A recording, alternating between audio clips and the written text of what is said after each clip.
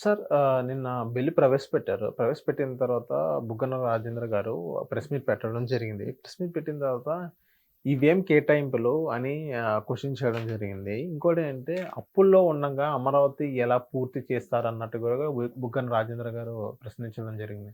హ్మ్. దీనిపైన మీ స్పందన ఏంటి సార్? ఇది కొంచెం క్లారిటీ ఇవ్వాలి నిహాల్ అందరికీ జనరల్‌గా కామన్ మ్యాన్‌కి కూడా అర్థం కావాలి కాబట్టి. వీళ్ళు మొదటి నుంచి ఎలా అబద్ధాలు ప్రచారం చేస్తున్నారు అమరావతి మీద అనేటువంటిది హ్మ్.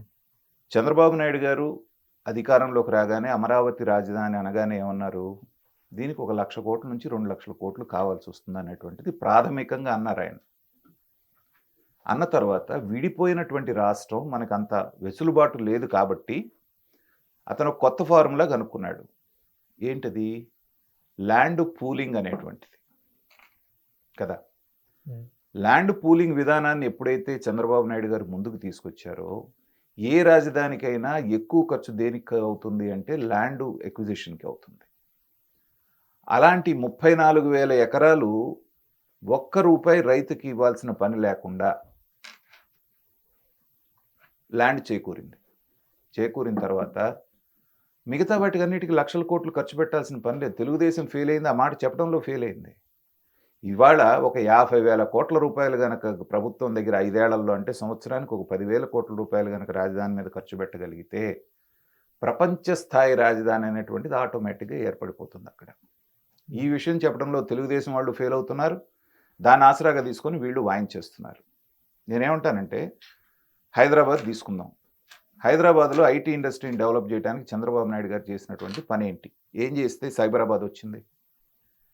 కేవలం ఆయన చేసింది ఏం చేశారు? ఒక హైటెక్ సిటీ అనేటువంటి ఒక రౌండ్ బిల్డింగ్ కట్టాడు. అవును. అంతే కదా.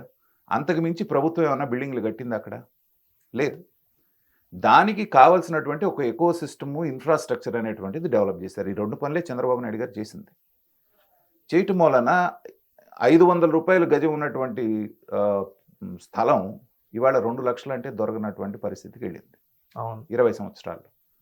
సో ఇవాళ కోర్ క్యాపిటల్ అనేటువంటిది ఏదైతే ఉందో, ఒక అసెంబ్లీ, ఒక్కొక్క హైకోర్టు, సెక్రటరేట్, దానికి సంబంధించినటువంటి బిల్డింగ్స్, ఈ ప్రభుత్వపరమైనటువంటి బిల్డింగ్స్ అన్నీ కూడా కంప్లీట్ చేసేస్తే స్టాఫ్ క్వార్టర్స్ ఆల్మోస్ట్ 90% అయిపోయింది.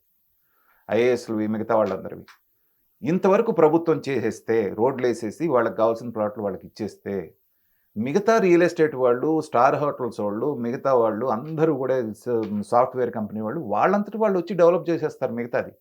మొత్తం అవును. ప్రభుత్వం చేయాల్సిన పని లేదు. తర్వాత ఇంకొక 7,000 ఎకరాల నుంచి 8,000 ఎకరాలు ప్రభుత్వం దగ్గర ఉంటుంది. ఆ రోజున కనీసం అంటే 30-40 కోట్ల రూపాయలు ఒక ఎకరా వెళ్ళేటువంటి పరిస్థితి గత 5 సంవత్సరాల్లో రాబోతుంది అక్కడ. 40 కోట్లు ఇంటూ 7,000, 8,000 ఎకరాలు అంటే ఎంత ఎంత ఫండ్ ఉన్నట్టు? హ్మ్. బుగ్గన రాజేంద్రనాథ్ లాగా 5 సంవత్సరాలు చేసినటువంటి ఆర్థిక మంత్రికి ఇవన్నీ తెలియవా? ఇవాళ కేంద్ర ప్రభుత్వ గ్యారంటీ తోటి 15,000 కోట్ల రూపాయలు ఆల్రెడీ వచ్చేసింది. మనం కావాలనుకున్న 50,000 కోట్లలో 15,000 కోట్లు వచ్చేసింది. హ్మ్. ఆ మిగతాది కేంద్ర ప్రభుత్వ అర్బన్ డెవలప్మెంట్కి సంబంధించినటువంటి ఇది వాళ్ళు 11,000 కోట్లు ఇచ్చేశారు. మొత్తం ఎంతైంది అక్కడికి? 26,000 కోట్లు. హ్మ్. అంటే ఫస్ట్ ఇయర్లోనే కావాల్సినటువంటి దాంట్లో 50% వచ్చేసింది. ఇంకా మిగిలిన 4 సంవత్సరాల్లో, 4.5 సంవత్సరాల్లో మిగతాది పూలప్ చేసుకోలేరా? పైగా ఈ 15,000 కోట్లు చెల్లించే బాధ్యత కేంద్ర ప్రభుత్వం తీసుకుంది. కాబట్టి ఇవన్నీ ఇంకా ప్రజల్ని పెట్టగలం అనేటువంటిది వాళ్ళ భావన. హ్మ్. తర్వాత గతంలో వీళ్ళు ఏం చేశారనేది ఆలోచిద్దాం. కనీసం రూపాయి రాజధానికి ఎక్కడైనా వీళ్ళు పెట్టారా? లేదు. ఉన్నదాన్ని నాశనం చేశారు. తర్వాత ఎస్సీ, ఎస్టీ, బీసీ నిధులని చెప్పేసిన వాళ్ళ డెవలప్మెంట్ కోసం నిధులు బడ్జెట్లో చూపించారు. వాటిని ఎక్కడైనా ఖర్చు పెట్టారా మీరు? ఏం చెప్పారు?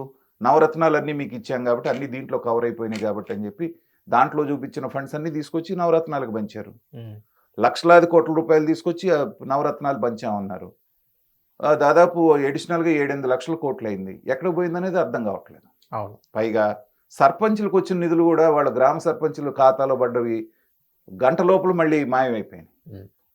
తర్వాత ఎంప్లాయీస్ దాచిపెట్టుకున్నటువంటి ప్రావిడెంట్ ఫండ్ డబ్బులు ఇది చేసేసారు. హ్మ్. ఇలాగ ఎక్కడ దొరికితే అక్కడల్లా నాశనం చేసి ఇవాళ మీరు వచ్చి బడ్జెట్ మీద కామెంట్ చేయటం అంటే ఏంటంటే దెయ్యాలు వేదాలు వల్లించడం అంటే ఇదే. హిట్ టీవీ యాప్ ని డౌన్లోడ్ చేసుకోండి. ఇందులో short news, live news, entertainment movies అన్ని అవైలబుల్ గా ఉన్నాయి. Please download Hit TV app. Hit TV app. Hit TV యాప్ని ఫ్రీగా డౌన్లోడ్ చేసుకోండి.